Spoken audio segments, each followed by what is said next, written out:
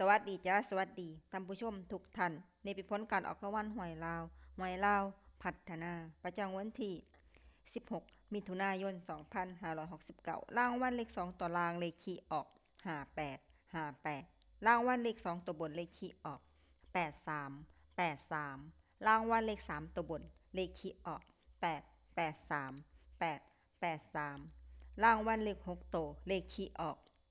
5358883นี่ก็เป็นผลออกรางวัลหวยลาวพัฒนาประจำวันที่16มิถุนายน2569ขอให้โชคดีมีชัย